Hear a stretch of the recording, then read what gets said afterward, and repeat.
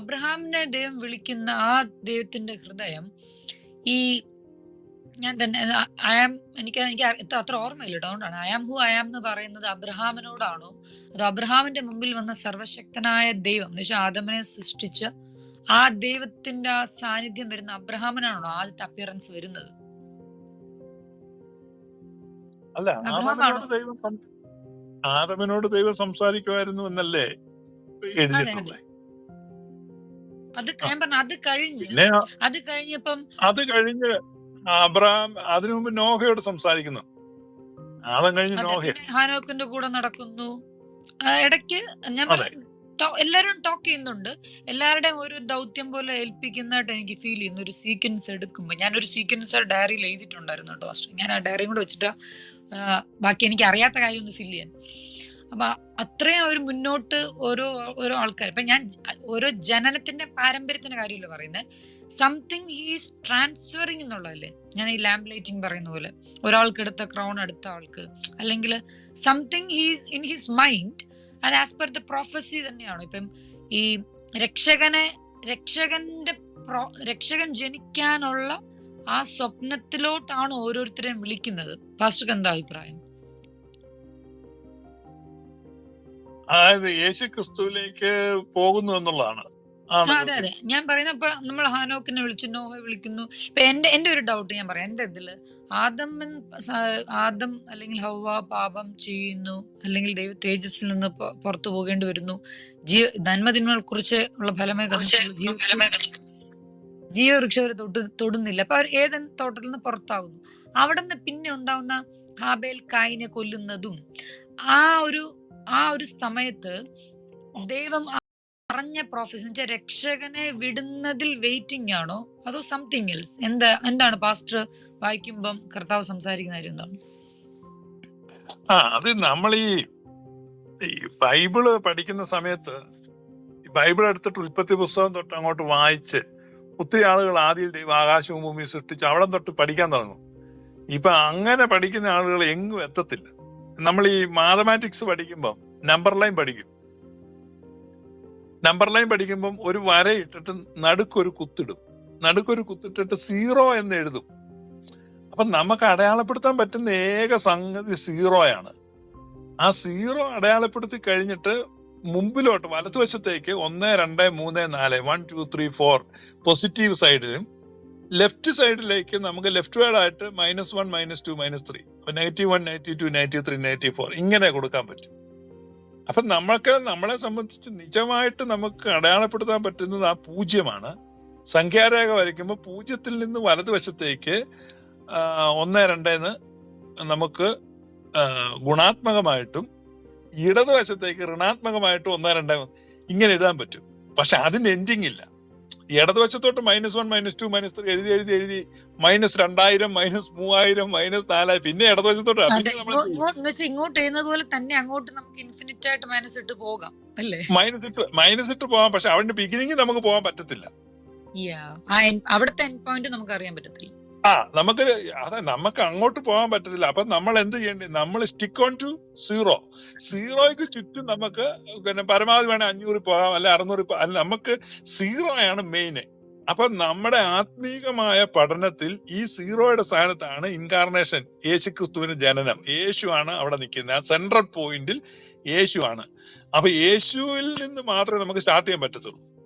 പക്ഷെ ഞാൻ നോക്കുമ്പോൾ നമ്മുടെ എസ്കേൽ പ്രവാചകൻ പറഞ്ഞ, അല്ലെങ്കിൽ ഈ കർത്താവിനെ പറയത്തില്ലേ സാത്താനോട് നീ മിന്നൽ പോലെ വീണെന്നൊക്കെ പറയുന്നത്, ഇവർക്ക് ഈ ആത്മലോകത്ത് കിട്ടുന്ന റെവലേഷൻസ് ആണ് അവർ ഇടയ്ക്കിടയ്ക്ക് ഇതിനകത്ത് എഴുതിയിട്ടുള്ളതെന്നല്ലേ എന്റെ അർത്ഥം? അപ്പം അവർക്ക് എക്സാമ്പിൾ ഈ മൈനസിലോട്ടുള്ള ചില കാര്യങ്ങൾ എസ്കേൽ പ്രവചിച്ചു. ഇപ്പം പിശാച് വെട്ടേറ്റ് വീണ കാര്യങ്ങളൊക്കെ ഇവർക്ക് കിട്ടുന്ന ആ റെവലേഷൻ എവിടെ നിന്നാണ് ഇപ്പം? അതെ, അത് റെവലേഷൻ ആണ്. പക്ഷെ നമ്മൾ അത് നെഗറ്റീവ് സൈഡാണ്. നമ്മൾ ആ നെഗറ്റീവ് സൈഡിലേക്ക് പോകുമ്പോൾ നമുക്കൊരിക്കലും അതിന്റെ ബിഗിനിങ് ചെന്ന് എന്തായിരുന്നു നോക്കാൻ പറ്റില്ല. ഏറ്റവും അവസാനം അവിടെ നമ്മൾ പറഞ്ഞ പോലെ they have access to no such things എന്നല്ലേ. അവർക്ക് അതിന്റെ ചില കാര്യങ്ങൾക്ക് എങ്ങനെ വേണം അറിയത്തില്ല. അവർക്ക് ആ കാര്യം ഇപ്പൊ നെഗറ്റീവ് കാര്യങ്ങളിലോട്ട് അല്ലെങ്കിൽ നെഗറ്റീവ് സൈഡിലോട്ട് അല്ലെങ്കിൽ ഇപ്പോൾ ഈ ബിഗിനിങ്ങിനെക്കാളും ബാക്കിലോട്ടുള്ള കാര്യങ്ങൾക്ക് ഈ പ്രവാചകന്മാർ ഈ എന്തുവായിരുന്നു ഈ മുദ്രകൾ പോലെ അല്ലെങ്കിൽ ഈ എന്തോ കോഡ് പോലെ ഇതിനകത്ത് എഴുതിയിട്ടുണ്ടെങ്കിൽ അതിന്റെ അർത്ഥം അവർക്ക് അതിനകത്ത് ആക്സസ് ഉണ്ടായിരുന്നല്ലേ പാസ്റ്റർ? ആക്സസ് ഉണ്ടായിരുന്നു. പിന്നെ നമ്മൾ ഈ ഡിജിറ്റൽ ക്യാമറ വരുന്നതിന് മുമ്പ് ഫിലിം വെച്ച് ക്യാമറ എടുക്കുമ്പോൾ നെഗറ്റീവ് ഉണ്ടായത്. അതിപ്പോ നല്ല മോഹൻലാലിന്റെ പടമാണെങ്കിലും അല്ലെങ്കിൽ ഏറ്റവും സുന്ദരിയായ ഒരു നടിയുടെ പടമാണെങ്കിലും നെഗറ്റീവ് കണ്ടാൽ പേടിച്ചു പോകും. കാരണം ഇതൊന്നും പിടികിട്ടത്തില്ല. നെഗറ്റീവ് എന്ന് പറയുന്നത് അതാണ്. ഇപ്പൊ നെഗറ്റീവ് ഇമേജസ് ആണ് അവിടെ നമുക്ക് ക്ലാരിറ്റി ഇല്ല.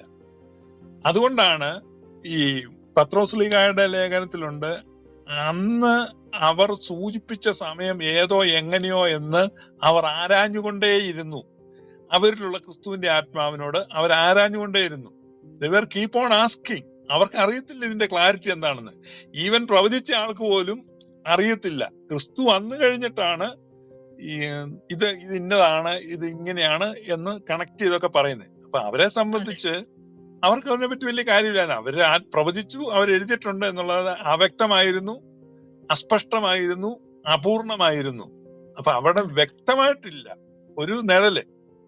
ഇപ്പൊ വ്യക്തത ഇല്ലെങ്കിലും ഞാൻ പറയുന്ന ആത്മീയ അർത്ഥമാണ്, വ്യാഖ്യാനമാണ് ഫസ്റ്റ്. ഇപ്പൊ വ്യക്തത ഇല്ലെങ്കിലും ഇപ്പൊ നമ്മൾ യെശയ്യാവ് അല്ലെങ്കിൽ ഹെസ്കേൽ അല്ലെങ്കിൽ ദാനിയേൽ പറയുന്നില്ലേ, ഇപ്പം മിഖായേൽ വന്നു, ഇങ്ങനെ കാര്യങ്ങളൊക്കെ ആത്മലോകത്തിലെ സ്പിരിച്വൽ കാര്യങ്ങൾ സംസാരിക്കുമ്പം, ദൂതൻ വന്ന കാര്യങ്ങളൊക്കെ സംസാരിക്കുമ്പം, പ്രവചനങ്ങൾ വരുമ്പം, ഇപ്പൊ യെശയ്യാവ് ഇപ്പൊ പറകോട്ട് പോയില്ലെങ്കിലും ഇപ്പം അരുണോദനായ പുത്രന്റെ ശുക്ര എന്നൊക്കെ പറയുന്നതും ആ കാര്യങ്ങളൊക്കെ എഴുതുമ്പോൾ കുറച്ച് വ്യക്തത ഇല്ലാതെ എഴുതിയിട്ടുണ്ടെങ്കിലും പിൽക്കാലത്ത് യെശയ്യാവ് ഇങ്ങോട്ട് പ്രവചിക്കുവാണ്. ഇങ്ങോട്ട് ഇപ്പം അഭിഷേകം ഉണ്ടായിരുന്നെന്നും അല്ലെങ്കിൽ രോമം കത്തിരിക്കുന്നതിനെ കൊണ്ടുപോയി എന്നൊക്കെ യെശയ്യാവ് എഴുതുന്നതും ഈ ആത്മലോകത്തിൽ എൻട്രൻസ് കൊണ്ടല്ലേ എഴുതാൻ പറ്റത്തുള്ളൂ. ഞാനതാ ചോദിക്കുന്നത്.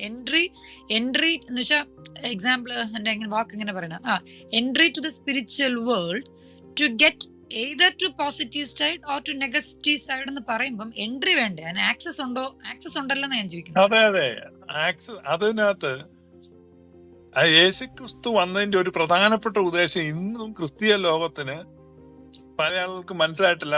ഞാനധികം അങ്ങനെ ആളുകൾ പ്രസംഗിക്കുന്നു അല്ലെങ്കിൽ പുസ്തകങ്ങളിലൊന്നും കണ്ടിട്ടില്ല. യഥാർത്ഥത്തിൽ സംഭവിച്ചത്, ആദ്യ കാലം തൊട്ട് മനുഷ്യന്റെ മേൽ ദൂതന്മാരാണ് വാണോണ്ടിരുന്നത്. അതിന് ദൂതവാഴ്ചയുടെ കാലഘട്ടമാണ്.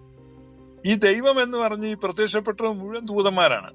ഈ പ്രമാണം കൊടുക്കുന്ന ദൂതനാണ്, വെളിപ്പാട് കൊടുക്കുന്ന ദൂതനാണ്, കൈക്ക് പിടിച്ച് നടത്തുന്ന ദൂതനാണ്. അപ്പൊ ഈ ദൂതന്മാരാണ് ഇവരെ നടത്തിക്കൊണ്ടിരുന്നത്, ഇവരെ നയിച്ചുകൊണ്ടിരുന്നത് എല്ലാം ദൂതന്മാരാണ്. ഈ ദൂതവാഴ്ചയ്ക്ക് അറുതി വരുത്തി എന്നുള്ളതാണ് യേശു വന്നിട്ട് ചെയ്തത്. ദൂതന്മാരുടെ വാഴ്ച അവിടെ കൊണ്ട് തീർന്നു. പിന്നെ ആ അധികാരം മനുഷ്യന് കിട്ടി. അപ്പൊ ക്രിസ്തുവിന് ശേഷമാണ് മനുഷ്യർക്ക് അധികാരം കിട്ടുന്നത്. അതുകൊണ്ട് ഒത്തിരി പേര് ചോദിക്കും, പണ്ടത്തെ പോലെ യക്ഷിയൊന്നും കാണുന്നില്ലല്ലോ, പണ്ടത്തെ പോലെ അങ്ങനെ ഇങ്ങനെ. കാരണം ഈ ദൂതന്മാരുടെ വാഴ്ച തീർന്നു. ദൂതന്മാരുടെ വാഴ്ച തീർന്നിട്ട് മനുഷ്യൻ അധികാരം കൈമാറാൻ. ഒറിജിനലി മനുഷ്യനായിരുന്നു അധികാരം കൊടുത്തത്.